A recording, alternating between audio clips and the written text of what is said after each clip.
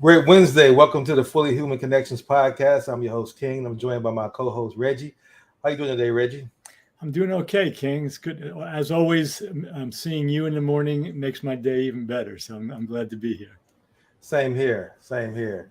And as we typically like to get started with, I'll start with my gratitude moment. My gratitude moment is I'm grateful again for my life, my health, my ability to see, hear, walk, talk, stand, breathe, and have sound mind. I'm grateful for that 24 hours to pursue my purpose in life. I'm grateful for my ability to be alive and have sound mind and good heart and great spirit as well. And finally, grateful to have a roof over my head, as you always like to say, and food and refrigerator and those blessings as well. Okay. I could almost say, okay, ditto. That's me too.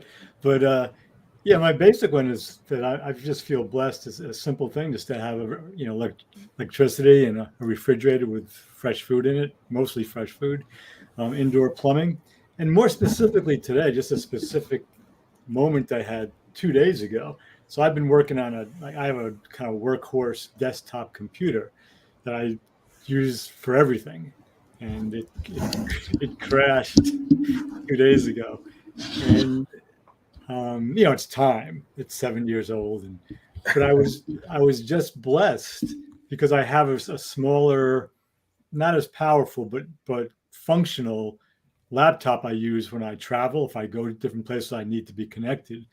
And so I have this little laptop now has all these wires connected to it. Some of it is wireless, but just that I was fortunate enough after about an hour of trying to work through the desktop that I had this second computer that I didn't lose a day's work or anything. And I'm able to just continue to work.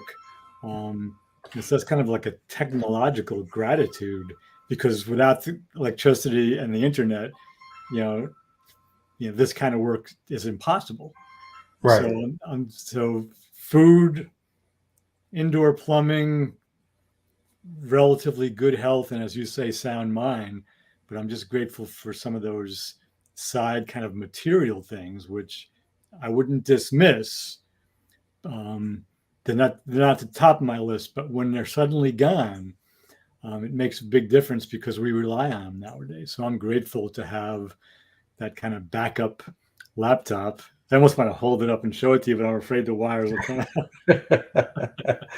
Well, no, I understand that. I concur with you 100%. Technology is definitely a wonderful tool to use and to be able to, like I said, doing these podcasts, travel around the world literally and get welcomed to people's homes or from the comfort of my home, utilizing the power of technology is definitely something to be grateful for. So I concur with you 100% there. Yeah. Just curious, what camera are you using to do the podcast? So it's a Logitech. I think it's like a C920 or 920C. So I have it's not the one that's on my laptop. There is a webcam there, but I'm still using the one I've been using. I just put it on top of I'm running the laptop through the big monitor. I have these old eyes, so I can't really work the whole day on a 14-inch laptop because everything is too small for my eyes. So I have a big monitor, which I'm running a laptop through that. But it's a Logitech 920C, I think is what it is. Yeah. So it's the same camera you use with the old computer as well. Yeah.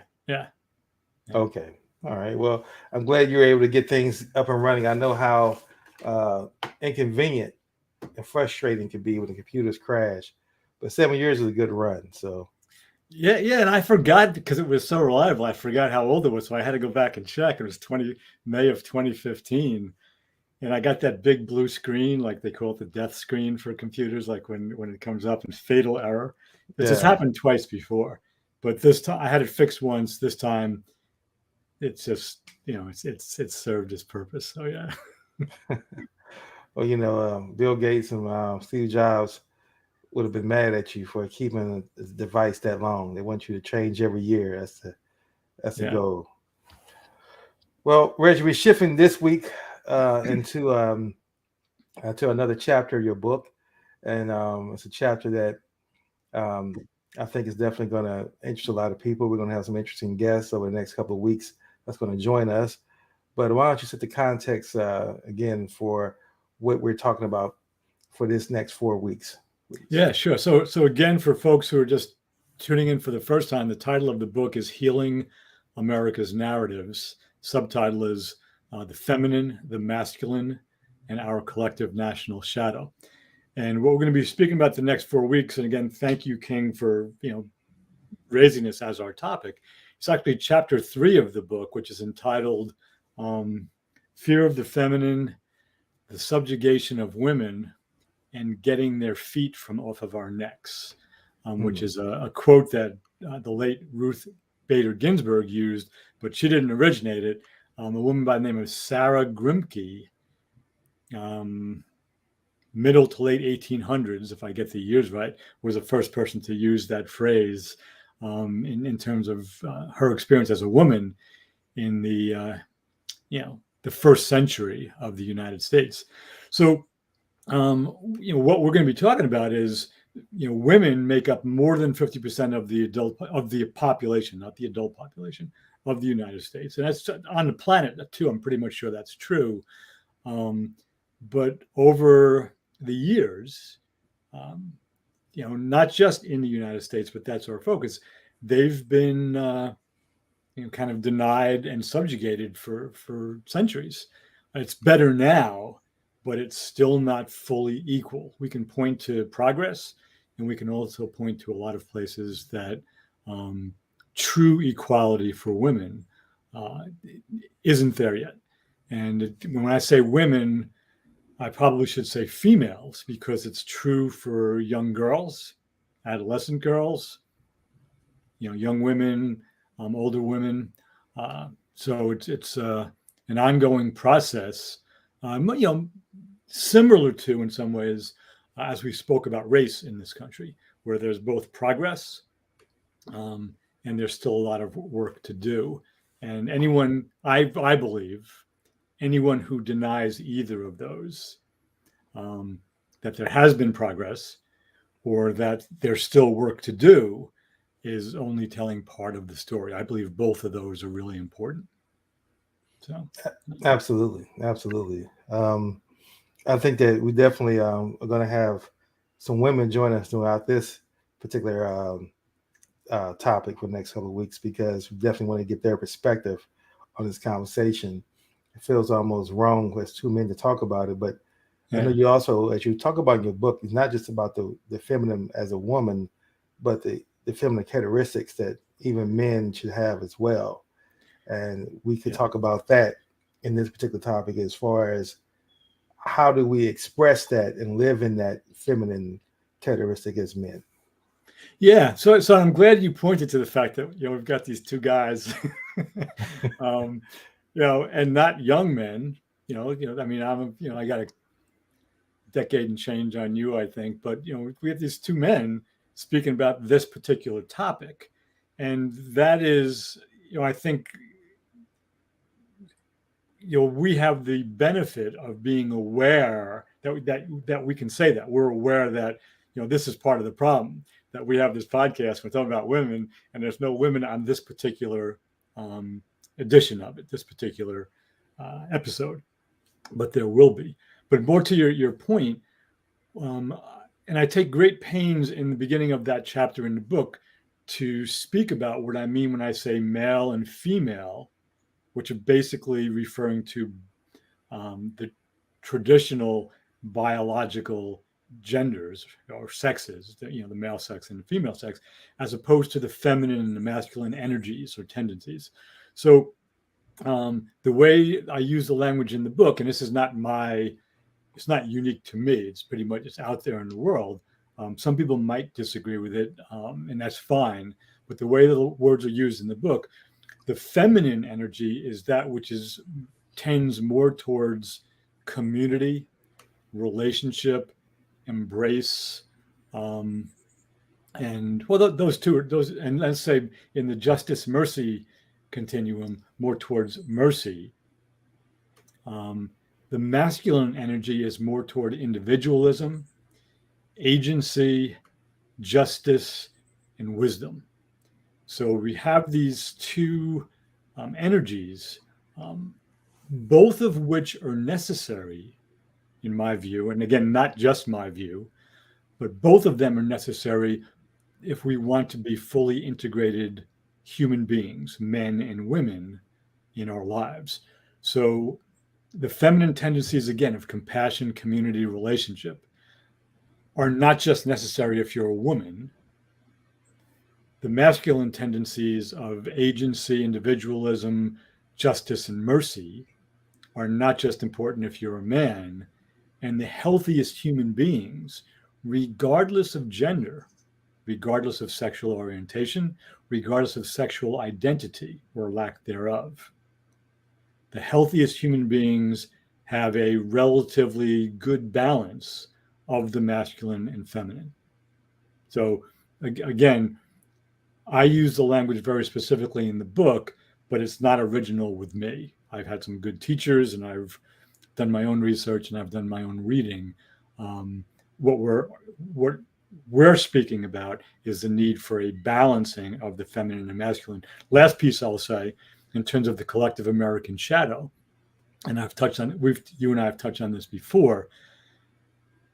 The part of this nation's history and this nation's current status that's kind of in the shadow, that we deny, we make believe isn't there, many of us make believe isn't there, is an iteration, I would argue, of the unhealthy masculine in the absence of the healthy feminine. So we have this history of violence, this history of individualism at the cost of community and relationship, this history of justice at the expense of mercy, and this history of wisdom at the expense of compassion.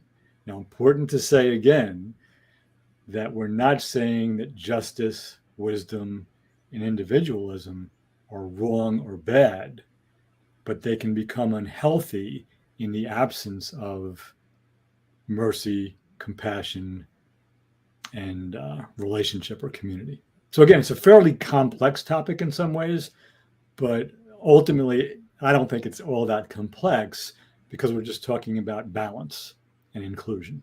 So I'll put a period there because I know I said a lot. No. I think what you said is definitely key and is important because you're right. Understanding the balance, I think is critical. As you know, we look throughout history as well as even recently, we see that. I think it's just to me. I was listening to this. I just got turned on to this comedian, um, which I'm sure you're probably familiar with, but he was just introduced to me through YouTube, and I found him to be similar to George Carlin, Bill Hicks, and I actually don't. I have to look him up. I don't know him. Yeah. oh, he's funny. He's in that space of George Carlin where he's political with his comedy, but it's also throwing insightful things that make you think. And it's, but he talks about, and I've heard this before, but the way he articulated it was just really funny. The context of how you could be pro-life, but then support the death penalty. So it's like, Yeah. It's that where does that pro-life, and most people who are pro-life are pro-death in other areas. So it's just the irony in that. And I mention that only because it's that balance that people need where we seem nowadays, the trend seems to be to the extreme where you don't want to balance. You either far left or you're far right, and there's no, even though everybody wants to appeal to the middle, but again, the news channels, whether you're MSNBC or your Fox, tend to only speak to that far extreme side of each individual. And then everybody goes to their particular news site to watch and get their information that's slanted and biased in their particular perspective. Yeah. So when you talk about justice now, justice is definitely skewed differently if you look at it from that bias, you're looking at the lens, you're looking at it through without the mercy that you talk about. Yeah. And I know for me, what's really important, and when I got into conscious capitalism and really began to understand it, it was clear to me that it was really speaking to the feminine side energy, of people in business. Because see, typically, and I've learned this, I'm not saying this is the case for everybody, but I'm saying from my experience personally, men have to learn how to be emotionally intelligent, empathetic. We have to learn how to be merciful, whereas women have that naturally instinctively. And again, this is not all women have it, but the women I've known and the women I've interacted with, and the women I've seen have it instinctively. Like I use an analogy of knowing how a woman cannot have been a mother, but if it's a one woman in the room with five men and it's a newborn in their room, that one woman would instinctively know how to take care and nurse that newborn, to make sure that newborn is taken care of. Where most men, we will, unless you've been a father, unless you've raised a child, if everybody started from the experience of not having any experience with children or infants at all, men would be totally lost in that scenario. And a woman's natural characteristics and instincts would kick in. Plus, as a connector who focuses on building tribes and building communities, I understand the importance of community as it relates to bringing forth change in the world. And I'm currently reading Malcolm Gladwell's book, The Law of Human Nature. Mm-hmm. He talks about this same energy within his book as well, the importance of understanding the feminine energy and not being, as a man, turned off by it, by rejecting it, but understanding how to use it and how to live within that energy. And again, going back to the balance. I just kind of wanted to throw that on there to say, I don't think it's very complicated, as you say. I know you can say that because you're right, and many people may not understand it. But as someone who joined the movement of having a higher purpose behind your business, of looking at ways that we could be more emotionally intelligent when we enact in our business, and having businesses that make sure all stakeholders benefit, having that kind of, that eludes some form of mercy in that context, some form of empathy in that context. And I think that going forward, this is going to be the pattern, or it should be the pattern for most businesses to even be sustainable going forward, I believe. Yeah, and I agree. I'm really glad that you brought in, and I don't want to go too far down the conscious capitalism, not rabbit hole, but in that direction, because I want to get back to women specifically and the feminine. But it is a conscious capitalism brings the feminine energy to capitalism. So I love that you brought that in, because it's about not just the shareholders for this company that's our focus, make sure they get their dividends, that's our bottom line, but it's about all of the stakeholders, including shareholders, but including employees, including, you know this better than I do, including the community in which any brick and mortar buildings exist for the company, including vendors, including everybody that has some kind of a stake in the organization. So there's that inclusive, collaborative community relationship piece, which isn't prevalent in traditional, let's just call it traditional capitalism. So that's spot on. As you use that example. Just a couple of things that I think just kind of historical, I don't want to say artifacts, because some of them are still true, that point to why this, why we need this feminine energy in our culture and our society, and why, and in addition to that, looking at the literal impacts that this lack of feminine energy in our systems has had on women.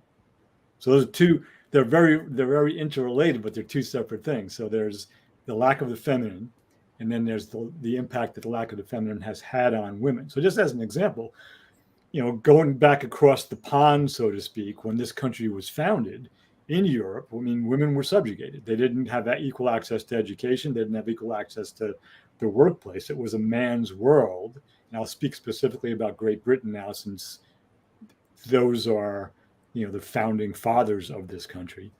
When they got here, when the British colonists, when the British explorers and colonizers got here, and when women came over, that same subjugation continued.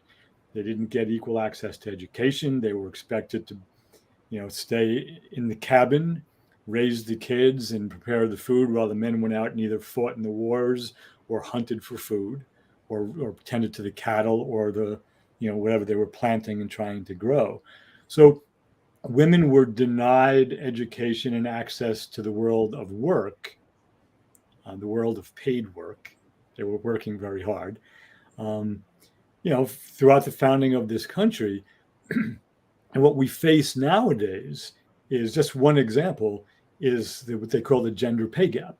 So the difference between what men make in the work world and what women make. And there are two kind of categories of this gender pay gap.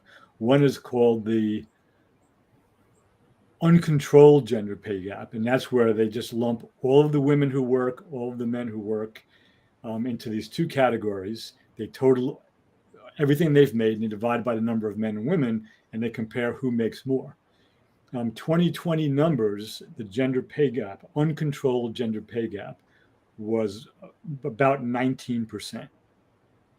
So another way to say that is for every dollar a man made, a woman made 81 cents. So there's 19% difference.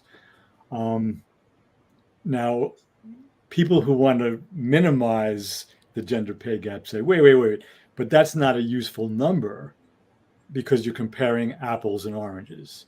So, you're comparing CEOs to nurses and primary grade teachers and nannies, for example. And that's a valid argument to a certain extent. But the reason there are way more men who are CEOs and way more women who are nannies or primary grade teachers is because women were denied access to education and the workforce for really a couple of centuries, if you look at the founding of this country. So they came up with a controlled gender pay gap research, where they say, okay, let's go to a given industry, a given job, people with more or less equal education and experience, and let's compare those pay scales. And the controlled pay gap is better. So, for example, across the board, the controlled gender pay gap in 2020 was about 2%.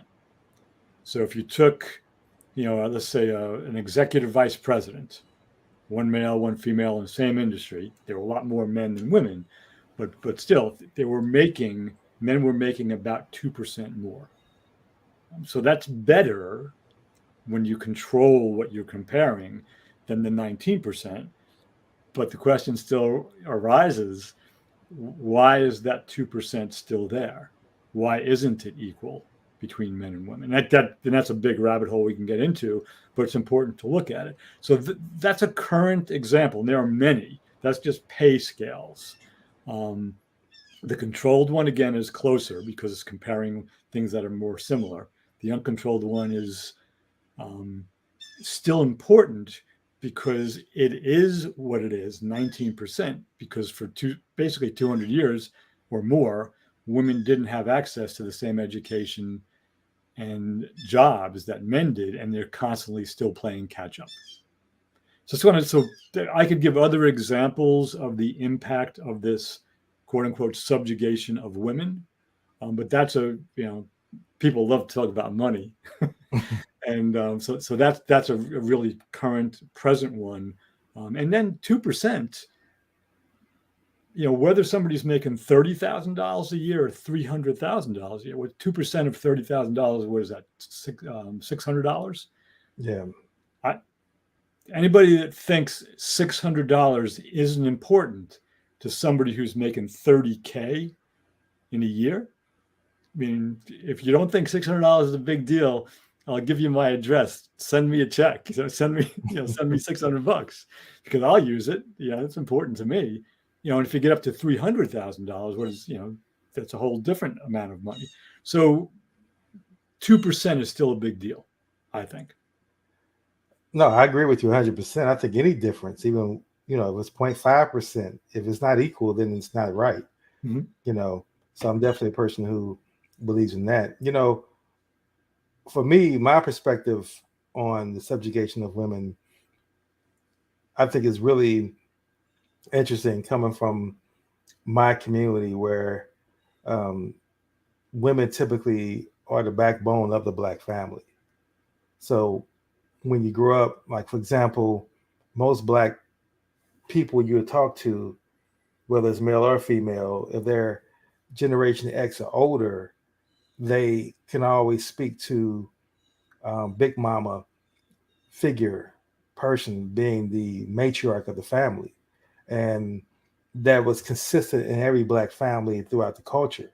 As a matter of fact, I don't know if you know who Tyler Perry is, but that's how Okay. he built his whole empire off that trope, so to speak, that character, that big mama character, Yeah. because that was so important to the black race. And so my point of mentioning that is once you grew up in that kind of community, it's very hard to not see women as leaders because women has been leaders your entire life. The grandmother is the leader of the culture of the whole community. Like my mother was considered um, the mother of the community, even though there was multiple mothers, but my house was always the house where everybody came at or came to. So my mother was always in the position of being the person that was cooking food for more than just my family, inviting more people, tending wounds for more than just her sons that may have been injured, just sharing love among multiple people in the community. And then she moved to DC and still continue to do that even within her apartment building, like in this, even with the immigrant families. The building my mother lives in now is predominantly Ethiopian and very few Americans. I would say out of maybe 250 residents, there may be 7 Americans in the whole building. But yet still, she still was the nanny. She still babysat other people's kids. She still, for that community, she still was nurturing mother figure, matriarch of that community. So I just say that I've never had an issue that didn't have to learn how to respect women as leaders. Matter of fact, my career was definitely positively impacted by having female bosses. I mean, I still remember back when I got first hired with Booz Allen Hamilton. I had a woman and had a female boss that I was with at a prior company, and she had invited me to come over to Booz, and because her previous boss invited her over to Booz, and I never forget the conversation. She asked me, and this time I was like 23 years old, and I was making $40,000 a year. Back then I was in IT. The goal was every year you wanted to try to jump to a different job and get a 10 grand pay increase. That was pretty much the plan. And so I was excited to work for Booz Allen Hamilton, and she said, "Well, how much do you want to make?" I said, "I'll be happy with $50,000 a year." She said, "No, don't ask for 50, ask for 85." Right. And she told me, she said, "You ask for 85, you get it." And I'll never forget that because that was a paradigm shift for me. It was shocked my mind. I was like, "What? 85? That's double." Right. I don't even know what the people who make 85, how they live. Yeah.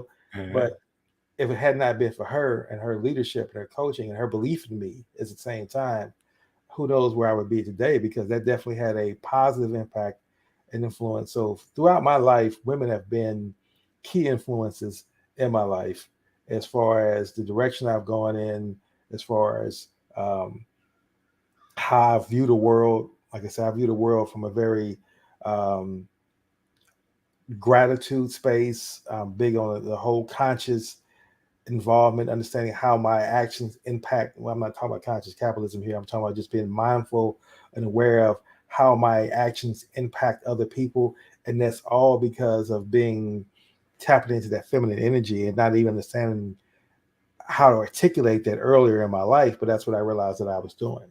And then here's the key thing about it. It's, and I'm not saying this as any derogatory way of folks who are gay, but it's not even about a man being gay. He taps into that feminine energy. And I just want to make sure people understand that. It's really about understanding, as you say, if you're building community, if you're giving mercy, and you're being a person that's, empathetic and caring and nurturing, that's the energies that we see missing. And like I said, I have to keep going back to politics because we don't see it in the political arena. Now, I will say this just quickly before I wrap up. The Democrats put up the I would say the image that's a party that actually cares the most, at least from a platform standpoint, you know.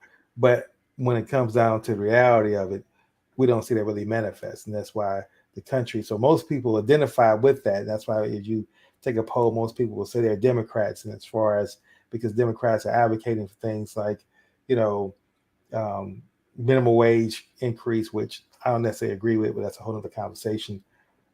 but they also agree with, dealing with the homeless, making sure, access to healthcare for everybody, free education, those kind of things that should be universal for most people.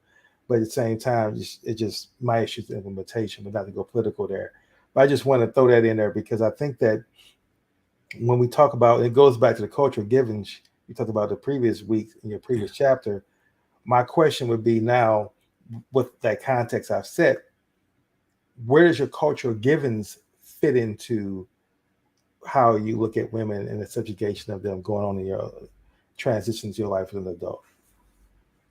Yeah, I mean, and that's a great question, and and my initial thought, the thought that I couldn't control, that just the one that comes up immediately before I decide what I'm going to say. When you said that, was, wow, that's really complex because it depends on who you are and how you were raised.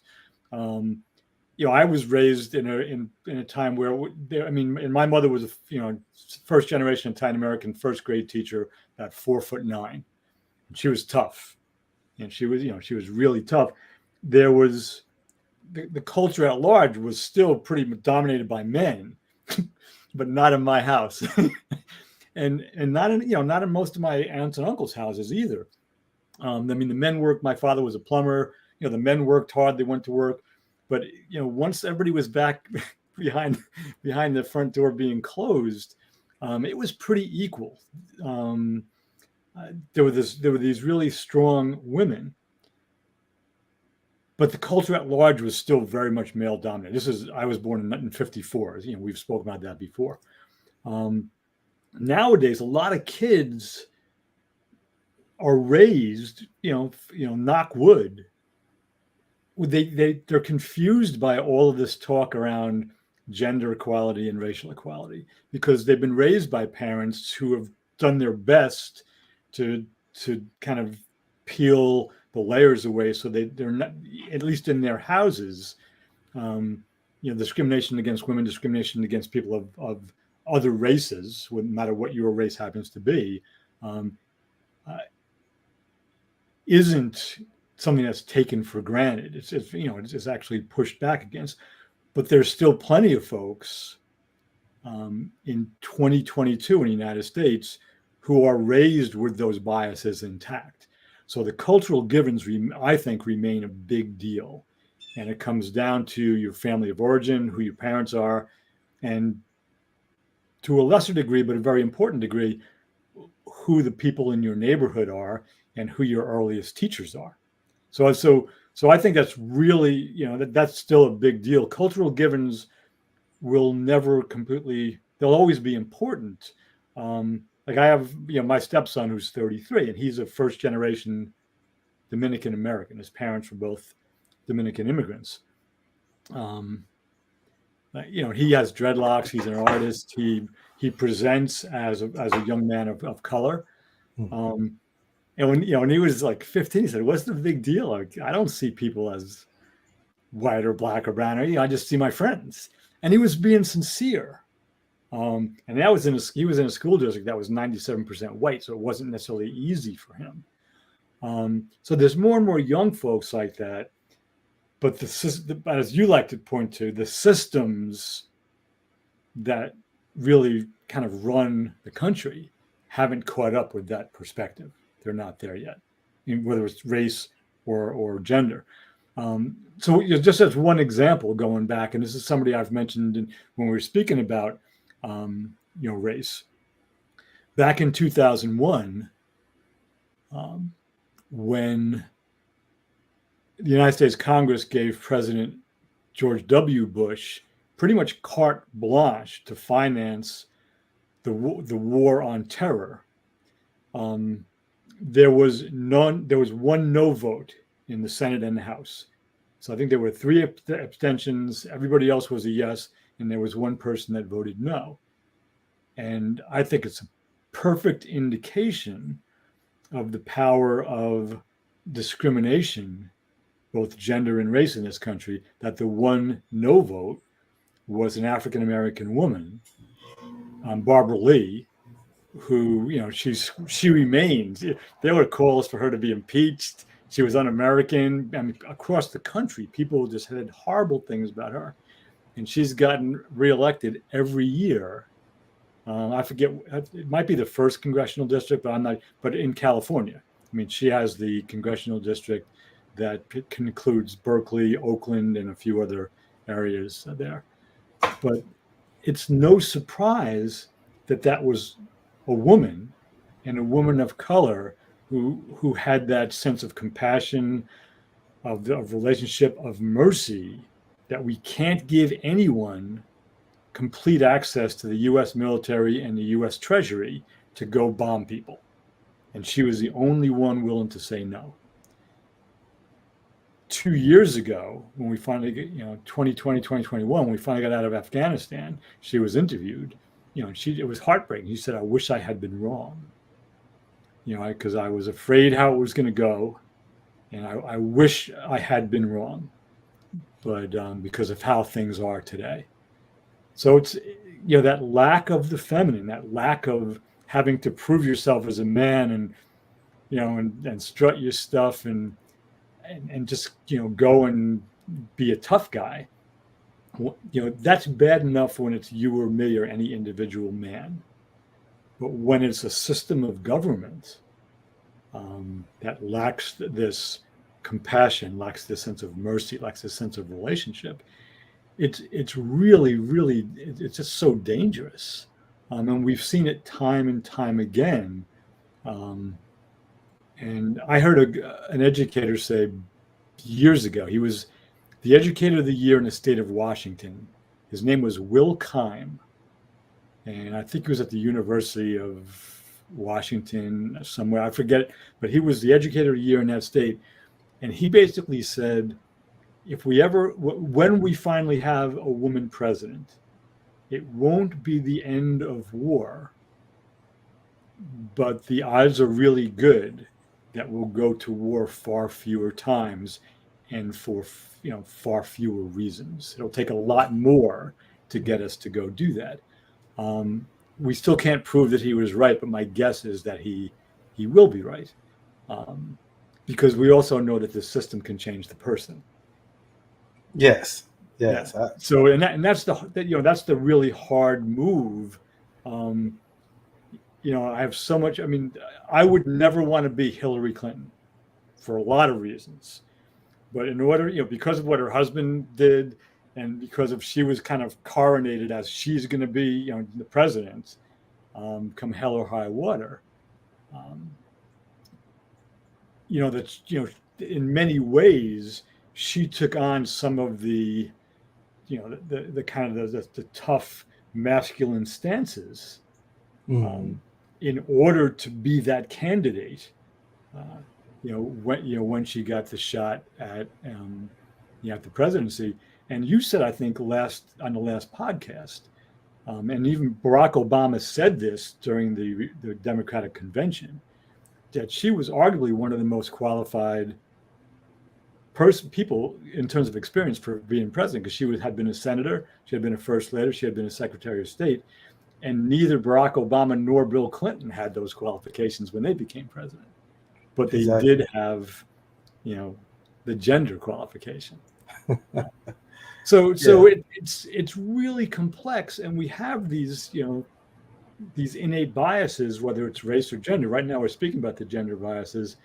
And it's still taking us a lot of time to grow through them.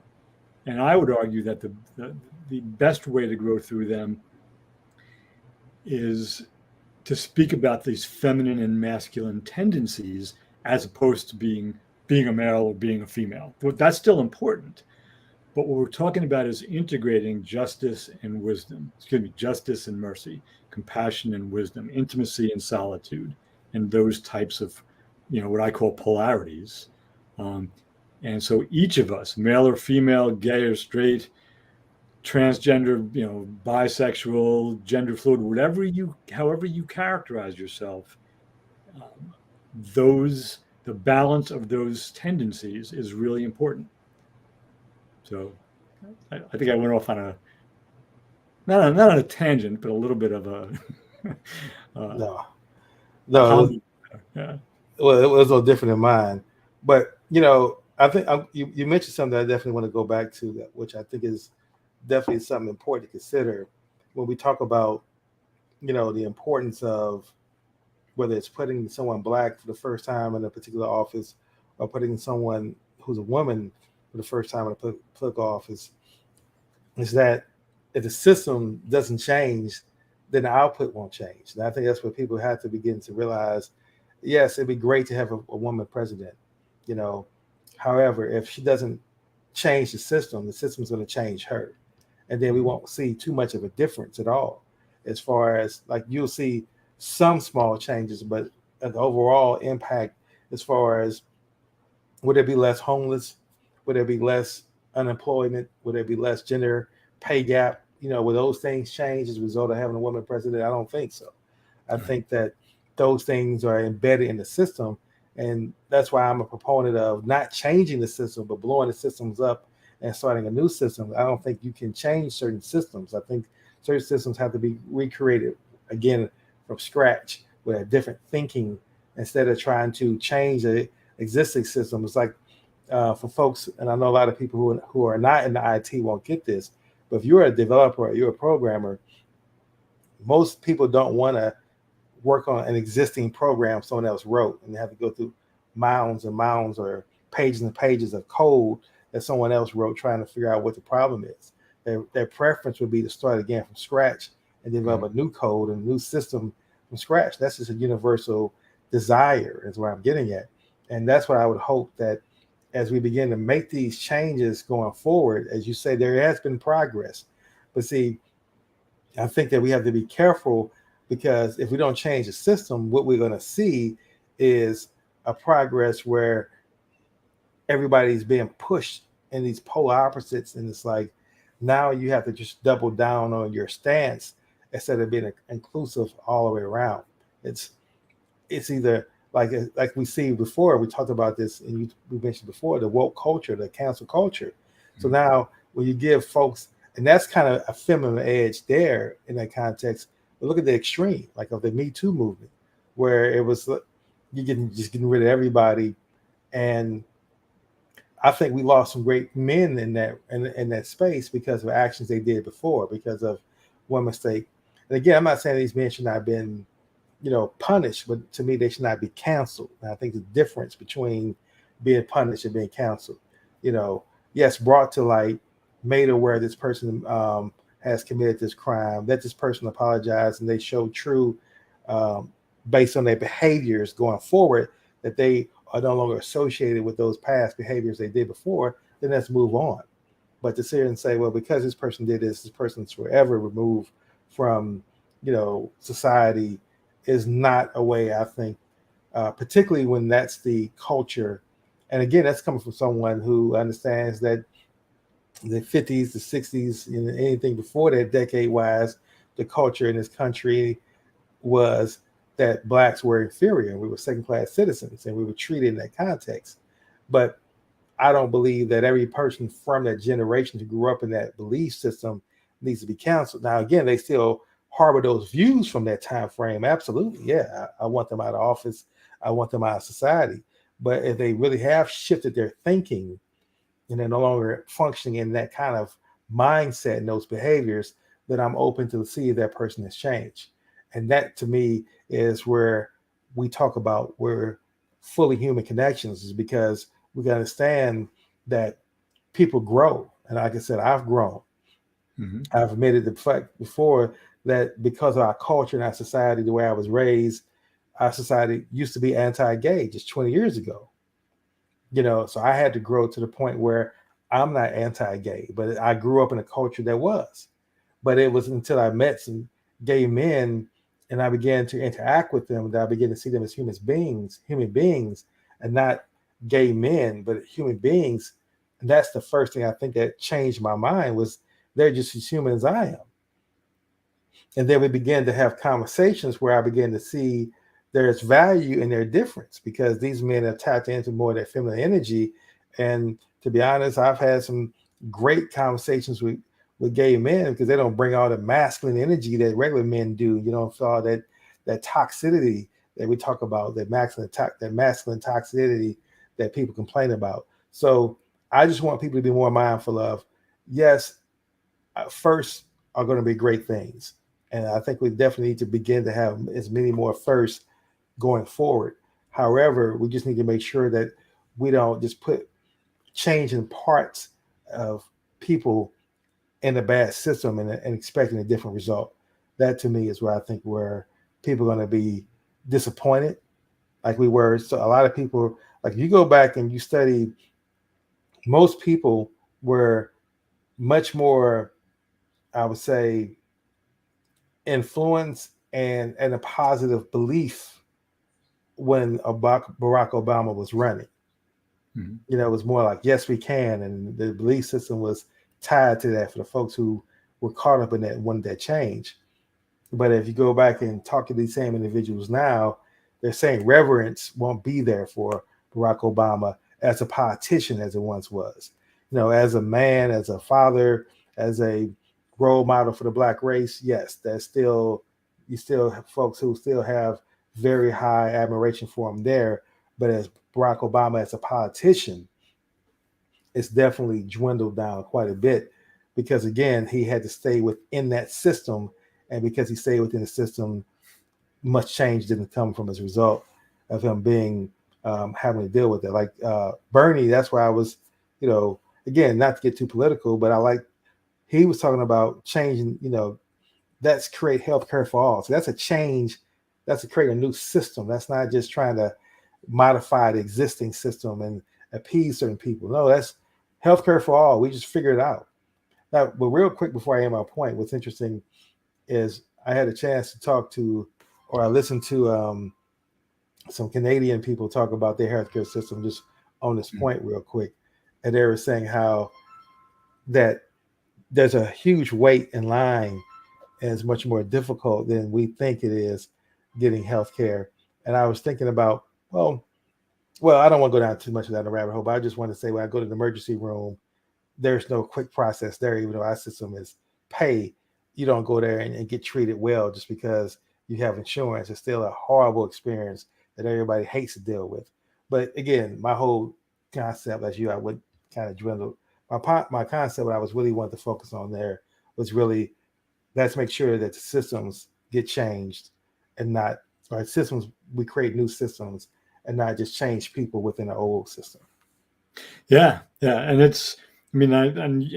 I would say that, you know this better than I do because of your background, but, replacing a system is not a tiny job. And especially, the example you use of the folks who write code. So, they're, writing, they don't want to go back and figure out what's wrong with this old code because it's just, as you said, there's miles of it. There really is. We're talking about changing a system that impacts minimum 330 million people's lives. And so how, just take, which part of the system. So it's just an incredibly complex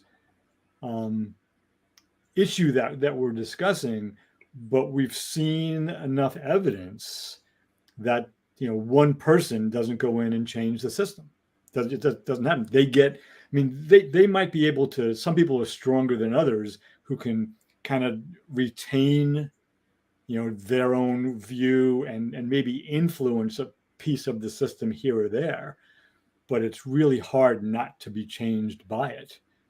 So it's a really difficult task. I want to just interject one or two more pieces, which maybe we'll develop in the subsequent episodes, of some of the realities of this idea of the subjugation of women again. Something that I had never heard of until I was researching the book. I have no problem saying that out loud because I have, my kid is a boy and he's 33 now. I never had a daughter. But I bumped into a reality called period poverty. And that's basically that a lot of young women, in that basically middle school to early high school age, who are having their first period, menstrual cycle, have never been, number one, educated about what it is, and number two, can't afford the basic products they need to take care of, their monthly periods, and it's a huge issue. Um, Imagine being, and in many cases coming earlier than it used to. Imagine being 11, 12, 13 years old and suddenly having your first period, not knowing what it is, Right. thinking there's something wrong with you. You're bleeding, and and you're embarrassed. You're scared. You're not. Am I normal? Which is a big deal at that age anyway. Some states in this country who don't tax dandruff shampoo and acne medicine tax menstrual products. So if you're a young girl who can't afford menstrual products but has to find a way to buy them, what you basically do is you use them for too long, which can lead to infections, and you have to pay more in certain states because it's not considered a healthcare product. So the layers in which women's being held as second-class citizens, or who, their needs not being met equally as men's, it's amazing. I mean, and that's, again, I mentioned that one because I had never heard that phrase, period poverty, until I was doing the research for the book. Now, any women who hear this might be, listening to me say that and say, well, that's your problem. You should have known better. But I didn't. And when I mentioned it to a few other people, there were a handful of women who also had never heard it because they grew up in a way where they were educated and they could afford the products they needed. So, that's just one other example, and there are many of the impact of women being held as second-class citizens, to use that phrase, for some centuries in this country. And again, is it better than it was 200 years ago? Absolutely. Is it equal? No. And that's the work we have to continue doing. I'm glad you mentioned that because actually, I agree with you wholeheartedly. I have heard of it, Okay. but I've only heard of it because it was brought to my mind brought to my attention by other women who expressed it in the communities that I work in. But see, going back to just real quick, I just want to talk about the layers. You talk about the systems. See, that's what I'm talking about, where when you take a system, you change layers at certain times. So that's a layer that can be changed. And I would think that if a woman who gets elected in that particular state, again, you come up with a new system on how you deal with that. And anyone who's opposed to that should be brought out and exposed. That person should be, labeled. Like, I can't see anyone who has any kind of emotional intelligence or cares about equality in their mind can justify why women should be taxed for a product that men don't have to worry about at all. There should be no tax on that, and that's, everyone has to deal with it. That's to me, it's exploitation. That's definitely sexually biased, and that should change. And so that's what I mean when you just tackle just that layer. Yeah. And that will make a significant change. Then from there, you can look at, okay, once that's changed, what else can we create another system around, right? Yeah. And that's what I mean. Just don't, as they say, don't take the whole elephant and try to eat the whole elephant at one time. Right. Just find little pieces of elephant you can chew on, you can bite, and you start to monitor, and that will hopefully begin to spur more creativity. Because again, I know these systems won't change, or new systems won't be built in my lifetime. But we begin to try to just start working at the peripherals and start making some progress in my lifetime. That's the most I can hope for. But as you was saying one other thing, Reggie? No, that was it. Because I mean, we have 3 more of these conversations on this particular topic to unpack some more. So I just wanted to throw one more concrete example on the table before we begin to bring this to a close. Yeah. Okay, by all means. Yeah. No, the period poverty piece was it. So I don't. Okay. All right. Yeah. Okay. All right. Well, now as you know, we've reached 4 minutes before the end of the hour, and so we're at the stage now where we want to now mention someone who we feel is an example of someone who has exhibited either whether their past or their current qualities of what we define as being fully human. and living a fully human, connected type of lifestyle. So, Reggie, you want to go first with yours? Yeah, and just in keeping with the topic today and some current events that were there were primaries going on in different states. Um, someone that I have a lot of respect for, who I feel is embodies this idea of being fully human. Um, who has had some public losses and some public successes, and is still working out there. Is one of the two um, candidates for governor of Georgia, Stacey Abrams, who I just have a great deal of respect for.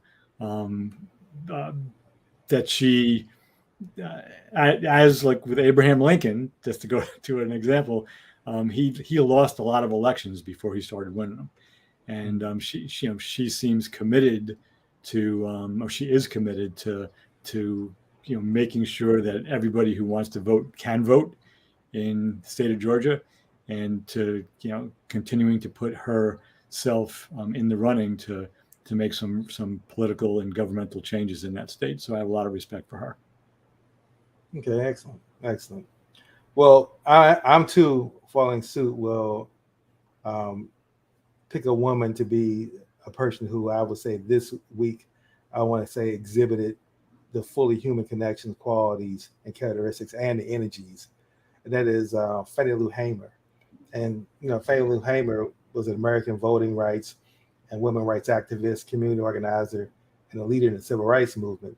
And what she did, coming from a Mississippi sharecropper, to endure the type of brutality she received from police. Like I tell folks, when I hear her story, and I tell folks, anybody, Google her story when she tells you about just for trying to register folks to vote. First of all, she had to endure a long walk to the voting polls because there was no voting polls nowhere near where she lived. So she had to walk over 2 hours for that, but then get arrested. And then when you're arrested, you get by the police, you get chained to the actual cot and cell. And they had two big black men, come in and beat her with sticks until they were tired. Not until she was tired, until these men were completely exhausted, and they were done one at a time. I mean, that kind of pain, that kind of suffering, just for the right to vote. And this woman was just a great giant woman who never gave up, had showed tremendous strength. And that to me is what I mean when I talk about the big mama growth and the big mama culture. And that is a woman who I believe displayed that fully human connection energy that I think we should all adhere to try to model. Yeah, beautiful. I agree. And this has been another episode of Fully Human Connections podcast, and I hope you all enjoyed it. Again, this is our first week talking about the feminine. I'm sorry, Reggie, can you what's the full title? The subjugation of women and the fear of the feminine. Yeah. Thank you. And so we're going to be talking about this for 3 more weeks. We're going to have some women guests. We're going to have other different guests join us. So again, each Wednesday at 10 a.m., look forward to having you join us again. Until next Wednesday, I wish everybody a blessed and peaceful weekend. Thank you.